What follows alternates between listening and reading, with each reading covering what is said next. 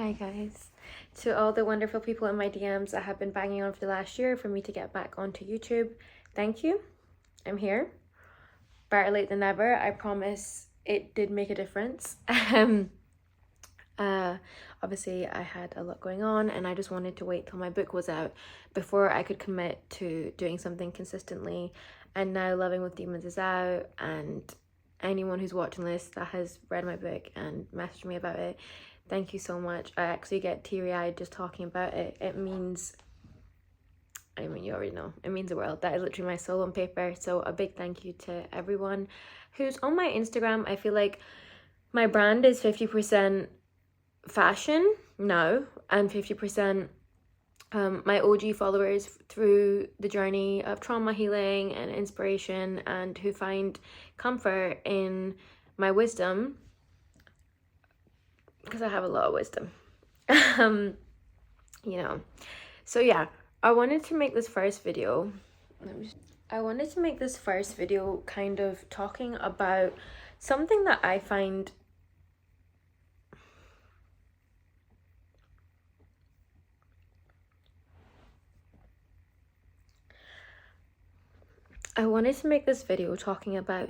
that is newfound for me, something that always existed, was taken advantage of, and I never truly tapped into.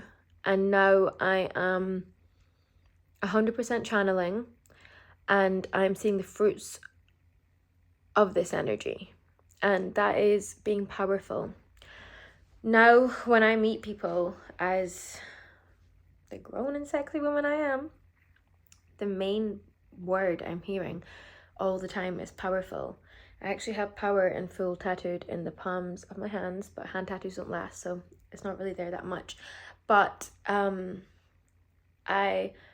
am constantly told that I'm powerful, and when I am told that, all I have is a flashback to the little girl that I grew up being in Scotland, who was very lost, very naive, very insecure, who had a lot of trauma to come, who could not stand up for herself, who had no boundaries, who didn't have a voice, who couldn't bear confrontation, because I was just very sensitive. And when you're a sensitive person and you feel negativity, you feel it more than someone who isn't sensitive, and you feel it easier too. And it doesn't mean that you're weak. I'm actually very resilient, and I believe sensitive people are very, very resilient.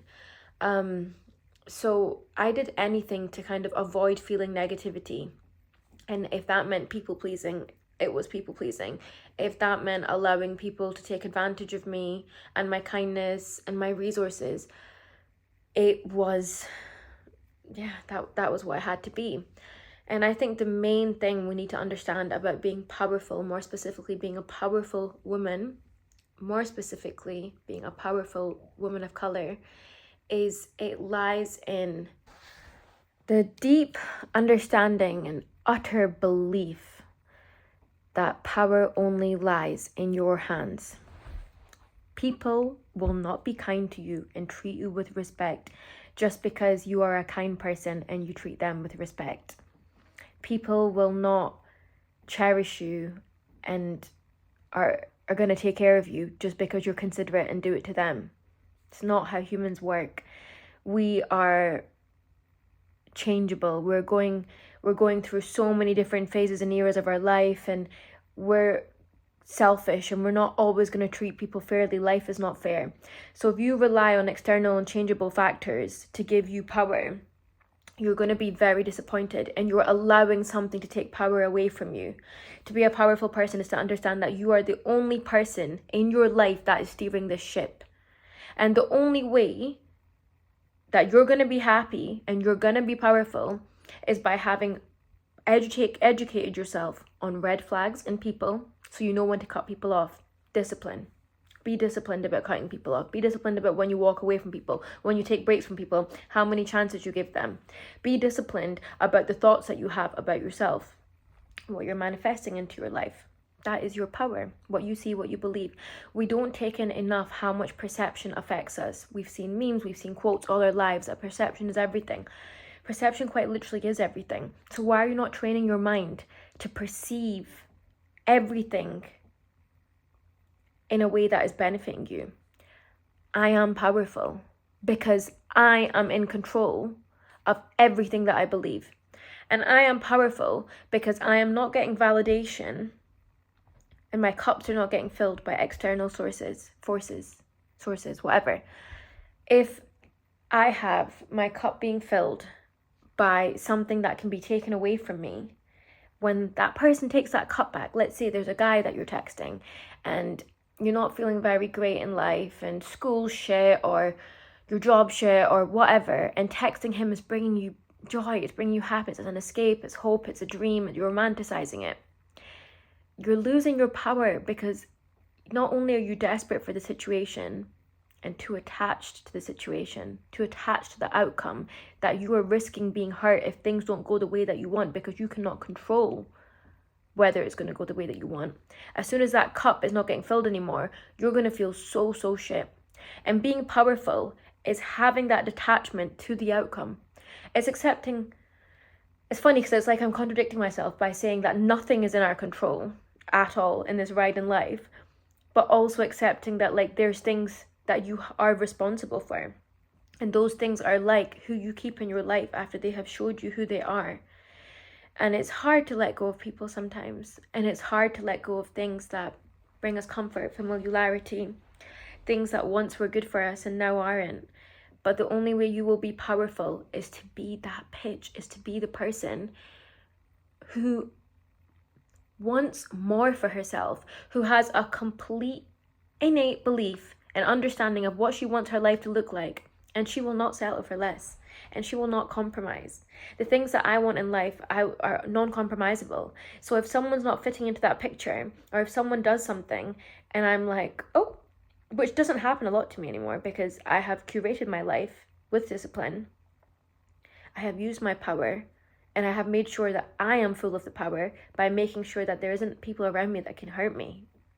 Not really. I mean, someone's little bastard comes along here now and then, but I used to be a lot more hurt when I was avoiding pain, when I was running away from pain. And now I'm like, no, I'll be smart and I'll make sure I just don't, as much as possible, I don't get the pain. There's unnecessary pain and there's pain that's not in your control. And the pain that's not in control, you're in control, is still for your favor. You're still growing from it. Nothing in your life, another power tip, that's what we want to call it. Nothing in your life is L or something bad if you can be an alchemist and make it something good. I have been through, as many of you know, some of the most hellish things in life, some of the most degrading, shameful, hurtful, painful, traumatizing, you call it, things in life. And something about me is I am an alchemist, but that is by means of survival. So if you can take any bad situation and not turn it good, because some bad situations you just can't fucking turn good. It was traumatizing and you didn't deserve it. But if you can find something in that will change you as the woman that or man that you are and benefit you in the future, one lesson from it, one different way you'll move, one new framework that you will look at the situation and think, what could I have done differently? Maybe in that situation that you got hurt, you couldn't have done anything differently. But if you go back to when you first met that person or you first ended up in that situation, were there red flags? What were they? Take that and take the power from it. You are now powerful. I am powerful because I have hurt. I am powerful because I have been in pain. I am powerful because I have been miserable. And I didn't stay miserable. I took that misery and I capitalized off it. I profited off of it. I literally, it's called taking your power back. So don't be disheartened and don't be completely, put down when people hurt us, because power is in pain. And I am only the woman that I am today because of that pain. And I truly 100% believe that. The further back an arrow is pulled, I'm not very good at these, whatever. The further back an arrow is pulled, the far forward it's going to shoot. The more you're put through the mud and you're put through shit, the more chance statistically you have for greatness and amazingness and to be a legend and to be the best at what you do. Look at any legendary person that you look up to in life, whether it's a celebrity, whether it's an influencer, whether it's someone in your family, that's your mother, and tell me they had an easy life. Who is legendary and they didn't have a chaotic childhood? Trauma opens a part of your brain. Studies, and again, statistically speaking, that allows a flow of creativity. Should you allow the alchemy to transmute pain and trauma into that? Of course, trauma can also lead to addictions. It can lead to patterns, because the human brain is habitual. We're creatures of habit. We just want what we're used to. Trauma can make you addicted to patterns and can make you keep falling into the same things, and that means you are a victim. And I just hope anyone that's watching this that has been traumatized or even just taking advantage of, still traumatizing in any way, I just hope you understand that you, out of someone, and sorry for the people that are watching this that have never felt pain in their life, which I doubt is anyone, you have a better chance at being a sensational, inspiring human being.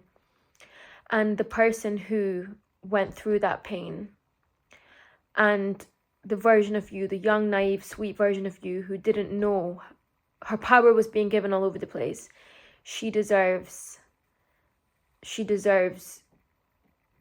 to see you be beautiful with that alchemy. Be a wizard, be a witch. Make it something that you benefit from.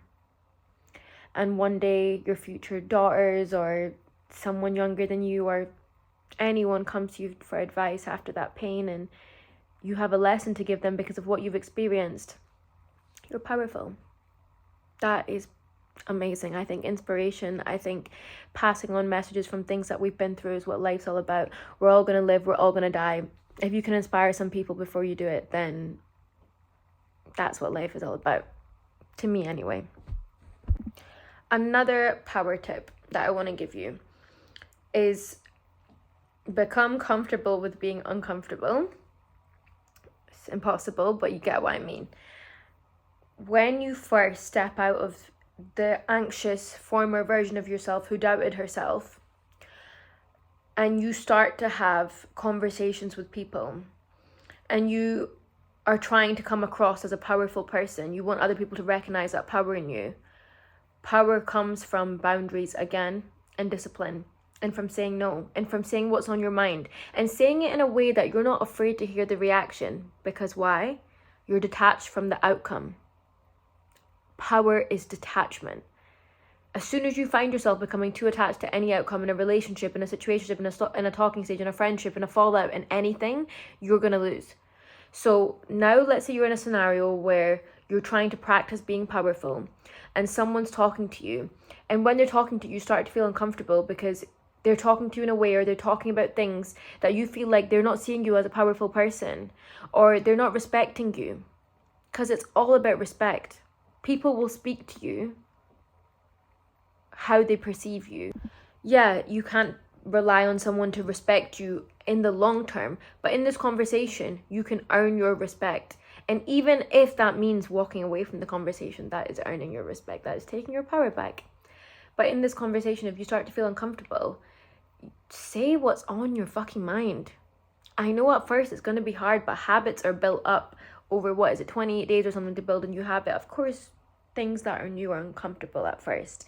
But say what's on your mind. Say, wow, you really love to name drop, don't you? Say, what do you mean she's a bitch? She's not a bitch. I wouldn't say that. Question things. Don't just agree with people to be agreeable and to be easy. Too often as women and men, anyone, this isn't gender specific, but it's definitely a trauma that's in the female bloodline, is we're silenced out of fearing a bad reaction, especially if it's in front of multiple people. That used to be like a thing for me because I'm so sensitive. I can feel other people's thoughts about me.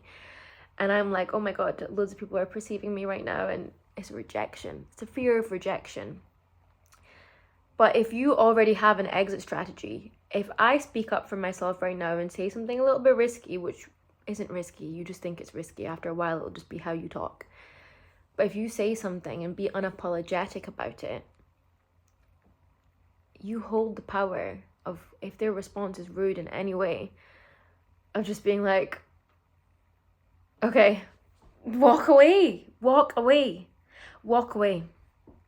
Learn not to be in conversation with these people in the first place. I think you attract the level at which you heal. So you will eventually not attract losers that feel like they can speak to you in a certain way. But sometimes you might need to with work or your career or places that you're in. But when you're in those situations, walk away and deny that person access to your energy. The thing about people and what people think is, and this is the art to not give a fuck, by the way, again, the law of detachment. The thing about people and their thoughts about you is, their thoughts are not real.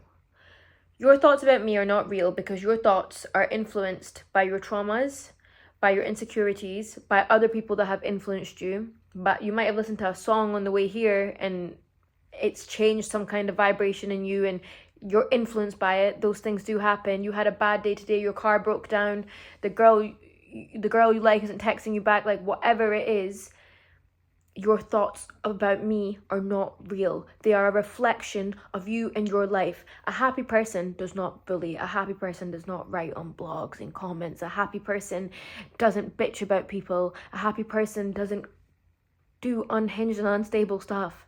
So if you are unhappy and you have this perception of me and you are thinking these things about me, I could not give a fuck. There is a wall here. Thank God you are not in my brain. Just because you are saying something does not mean that I need to hear it. As soon as you give someone a response or energy or try to convince them otherwise or try to negotiate with their influenced thoughts about you, that is a reflection of them, you are feeding life into those thoughts. Now your nervous system, your emotional system, your memories, everything is being affected by this situation. There's so much power in silence, and there's so much power by just telling people, like, honestly, why would I listen to you? Like, I think I've got a thick skin about people and what they think about me. Unless it's my people's, unless it's people I respect, my friends, my family, people I look up to. Oh my God, dreadful. If you think something negative about me, I'm literally like a dog, ears perk up, tail is wagging. Like, please tell me more. I want to learn. I love self-growth. I love self-discovery. I am an accountable person. And I actually feel like flattered in a way when people approach me with some like, you need to really stop doing this. Like, I really value that, because thank you for telling me. You love me. You're telling me from a place of love. I trust you. I trust your thoughts about me. But when someone on the internet or someone at school or someone you don't like or someone that doesn't like you or someone that's jealous of you, whatever it is, when they want to come and tell you their thoughts about you, it's like, why would I listen to you? Like that Kanye interview, why would I listen to you? That was a valid point. What do you have in your life that I'm like, I should follow your brain framework so that I end up like you, or something so respectable about you? Like, usually nothing. Especially when people ask me, and have asked me over the years, how have you dealt with any internet hate or people's opinions, or my friends that are influencers or in the limelight in some way, and they talk about times where they've been attacked online, and it's my favorite topic. I'm like, let me speak, because I have such a thick skin about it, and I just think like it's laughable. And it's just a part of life that people are gonna have a reflection of their internal ugliness onto you. And also, don't think that these thoughts about you are so deep.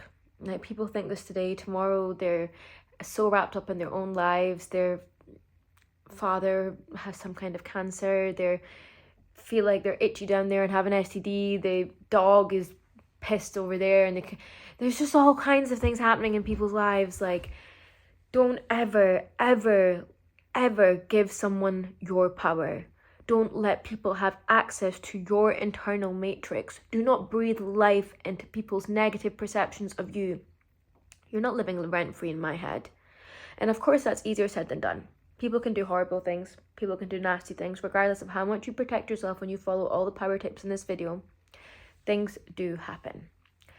And the thing to understand is, the more you practice keeping your power to yourself, the easier it will get to get over things. There might be something that lives rent-free in your head for 3 days, but that's better than the 3 weeks it would live in your head if you retaliated with that person and engaged with that person and gave them that power, and then you regret ever giving them that power. You know, after a big war or an argument with someone and you're like, oh, like, I wish I just didn't engage. You feel like you fed the monster, because that's what these people want. People want your power. And another thing about people who are powerful and their power is misdirected, these people have golden hearts and they shine on people, and people meet you and they want some of that shine and they want some of your power, and they will purposefully try and make you feel like you don't have it. People will try and make you feel like you're overly sensitive, overly emotional. You're not, you're just overly intuitive. God has made you a special human being so that you can use this hypersensitivity, etc., to protect yourself and to protect other people and to learn things happen to you for other people. And like I said, if that's not the greatest gift, to be able to pass on power and to be able to turn negative things into positive things, then what is? So yeah, the most important thing that you need to learn is to be unapologetic. I do not try to seek validation from anybody by morphing into who I should be to feel more comfortable in the room or on a date. As women, we go on so many dates and we try and mirror a man, right? Because we have female intuition. Oh, he's saying that he likes a girl that's extra feminine. He's saying he likes a girl that's this. He's saying he likes this. Let me act like I'm this right now and listen to non-verbal cues and make sure that I can fit that description. But how often do we sit there and look at them and think, do I even like you? Like, you're thinking, I hope he likes me. I hope he thinks I'm funny. I hope he thinks I'm feminine. I hope he thinks I'm well-mannered. All the things that he's saying and I'm mirroring to him. I hope it's working. But we get so caught up in that. And it's like a journey and a battle to winning those affections and proving to yourself that this person does like me, that we don't even think like, are you funny? Are you smart? Are we compatible? Do we want the same things? Like, do you make me laugh? We don't even ask these questions. Like, and what you need to learn to be a truly powerful person from the first time somebody meets you is be unapologetically yourself with the precedent in your mind constantly. If this doesn't work, me being intense and weird or whatever it is I am, shy and timid, whatever it is, that is for my own good. It's better that I be myself now and things won't work out than I pretend to be someone I'm not, then be myself later and then things won't work out and now I'm really hurt and I've lost my power. It is better for me to be truly, authentically who I am, so I attract the people that I'm meant to attract. Everyone who gets it, gets it. And if you don't get it, who fucking cares? There's 8 billion people on the planet. We're not all going to be compatible. We're from such different walks of life, such different birth charts, such different traumas, experiences, projections, whatever it is. There's so many combinations of a human being. Who fucking cares if someone doesn't get it? Who cares if someone thinks you're weird? It is a natural process of elimination by being intense in whoever you are, whether that's non-intense, whatever it is, just being wholeheartedly you from the get-go. It is the biggest blessing. You are dodging bullets. And I am someone who probably falls into the more intense and weird category, but for some people might say you're too much, some people might say you're not enough, and to the right person, I'm just right. I'm not too much, you're not enough. I'm not enough, you're too much. You know what I mean? I can say the same. It's all compatibilities. So start being unapologetic. Start being unapologetic out of excitement to meet the people that you're meant to meet and you're meant to attract, and your vibe and your tribe, you know? The people that make you feel understood in life, and that intimacy of being understood is the best thing in the world. And don't be afraid of that rejection. See it as a whole blessing. Yeah, all comes down to that detachment again, and that's where the power lies. So I will be back for another video shortly, and I hope you guys have a great life. Bye.